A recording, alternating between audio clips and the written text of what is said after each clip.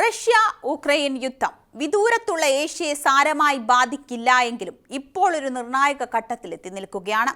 കുറഞ്ഞ നേട്ടങ്ങളോടെയാണെങ്കിലും ഉക്രൈനിലെ ഏറ്റവും പ്രമുഖ നഗരമായ ഖാർക്കീവിലേക്കാണ് റഷ്യ നീങ്ങുന്നത്. പുതിയ അതിർത്തി നിർണയങ്ങൾ ഉപയോഗിച്ച് ഉക്രൈന്റെ കിഴക്ക് റഷ്യയെ പുനഃസ്ഥാപിക്കാൻ ഈ നീക്കത്തിന് കഴിയും.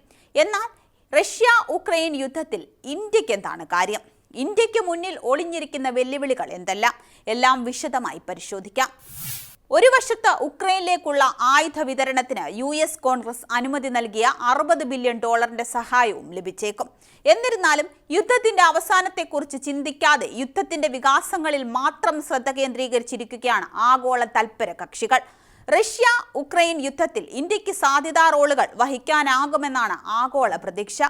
ഉക്രൈനിലും റഷ്യയിലും ഓഹരി പങ്കാളിത്തമുള്ള ഇന്ത്യക്ക് യുദ്ധത്തിൽ മധ്യസ്ഥത വഹിക്കാനാകുമെന്നാണ് പ്രതീക്ഷിക്കുന്നത്. യുദ്ധം നീണ്ടു നിൽക്കുന്ന സാഹചര്യത്തിൽ ഈ പ്രതീക്ഷകൾ വീണ്ടും ഉയർന്നു വരികയാണ്. ഏറ്റവും പ്രധാനമായി ജൂൺ 15-16 തീയതികളിൽ സ്വിറ്റ്സർലൻഡിൽ നടക്കാനിരിക്കുന്ന ഉക്രൈൻ സമാധാന ഉച്ചകോടിയിൽ ഇന്ത്യയുടെ പങ്കാളിത്തത്തെക്കുറിച്ചും ഇന്ത്യക്ക് വഹിക്കാനാകുന്ന നിർണായക പങ്കിനെക്കുറിച്ചുമാണ് ചർച്ചകൾ. ഇന്ത്യയും റഷ്യയും 70 വർഷത്തിലേറെ നീണ്ട ബന്ധമുണ്ട്. പ്രതിരോധ ഇറക്കുമതികൾ മുതൽ തന്ത്രപരമായ പങ്കാളിത്തം വരെ ഇതിൽ ഉൾപ്പെടുന്നുമുണ്ട്. ഇരു രാജ്യങ്ങളും തമ്മിലുള്ള ബന്ധം ആഴമേറിയതുമാണ്.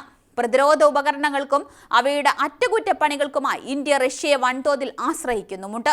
എന്നാൽ ആഗോള പ്രത്യാഘാതങ്ങൾ ഉണ്ടാക്കുന്ന വിഷയങ്ങൾ നിലപാടുകൾ രൂപീകരിക്കാൻ ഈ ഘടകങ്ങൾ പര്യാപ്തമാണോ എന്ന് ചിന്തിക്കേണ്ടിയിരിക്കുന്നു. ഇന്ത്യ റഷ്യ ബന്ധം കേവലം പ്രതിരോധത്തിൽ മാത്രം ഒതുങ്ങി നിൽക്കുന്നതല്ല. ശീതയുദ്ധകാലം മുതൽ ഇന്ത്യയുമായി റഷ്യ ബന്ധം പുലർത്തുന്നുണ്ട്. റഷ്യ ഉക്രൈൻ യുദ്ധം ആരംഭിക്കുന്നതിന് മുമ്പ് ഉക്രൈനുമായും റഷ്യയുമായും ഇന്ത്യക്ക് സജീവമായ വ്യാപാര ബന്ധമുണ്ടായിരുന്നു. യുദ്ധം ഇരു രാജ്യങ്ങളിൽ നിന്നുള്ള വ്യാപാര വിതരണത്തെ തടസ്സപ്പെടുത്തി. ഇത് ഇന്ത്യയുടെ ഊർജ്ജത്തെയും ഭക്ഷ്യസുരക്ഷയെയും ബാധിച്ചിട്ടുമുണ്ട്. ഏത് തരത്തിലുള്ള യുദ്ധത്തിനും എതിരാണ് എന്നായിരുന്നു ഇന്ത്യയുടെ നിലപാട്. ഒരു കക്ഷിയെ അന്ധമായി അനുകൂലിക്കാതെ സ്വന്തം താൽപര്യങ്ങൾ കൂടെ പരിഗണിച്ചായിരുന്നു ഇന്ത്യയുടെ നിലപാട്. റഷ്യ ഉക്രൈൻ യുദ്ധത്തിൽ ഇന്ത്യയുടെ താൽപര്യങ്ങളെ വസ്തുനിഷ്ഠമായി വിലയിരുത്തിയാൽ അവയ്ക്ക് 3 ഘടകങ്ങൾ ഉള്ളതായി കാണാം. ഇന്ത്യയുടെ തന്ത്രപരമായ സ്വയംഭരണം, ആഗോള ശക്തിയെ പുനഃസംഘടിപ്പിക്കൽ, ഇന്ത്യയുടെ ഊർജ്ജ പ്രതിരോധ ആവശ്യങ്ങൾ എന്നിവയാണത്.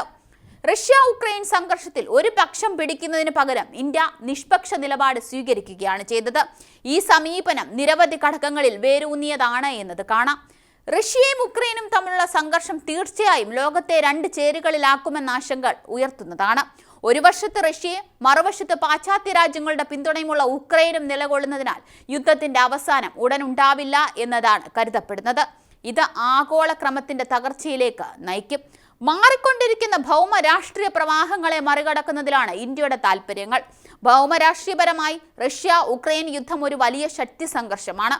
അത് ലോകത്തെ ധ്രുവീകരിക്കാനും മൾട്ടി അലൈൻ ക്ലസ്റ്ററുകളായി വിഭജിക്കാനും പോകുന്നതാണ്. കാര്യമായ താല്പര്യങ്ങളില്ലാതെ രാഷ്ട്രങ്ങൾ ഒരു പക്ഷം സ്വീകരിക്കുന്നത് അന്താരാഷ്ട്ര ബന്ധങ്ങളിലെ മൂല്യങ്ങളും സമവാക്യങ്ങളും സങ്കീർണമാക്കും. ഇന്ത്യയുടെ ഏറ്റവും വലിയ പ്രതിരോധ വിതരണക്കാരിൽ ഒരാൾ റഷ്യ ആയതിനാൽ ഈ ബന്ധത്തിന് വളരെയധികം പ്രാധാന്യവുമുണ്ട്. 2022 ഫെബ്രുവരി മുതൽ വിതരണ ശൃംഖലയിലെ പ്രശ്നങ്ങളും വില വ്യതിയാനങ്ങളും കാരണം ഇന്ത്യ എണ്ണയ്ക്കായി റഷ്യയെ ആശ്രയിക്കുന്നത് സങ്കീർണതയ്ക്ക് മറ്റൊരു പാളി കൂടി കൂട്ടിച്ചേർക്കുന്നു. ഇന്ത്യയെ പോലുള്ള ഊർജ്ജത്തെ ആശ്രയിക്കുന്ന രാജ്യത്തിന് എണ്ണവിലയിലെ സ്ഥിരത ഒരു പ്രധാന ഘടകവുമാണ്.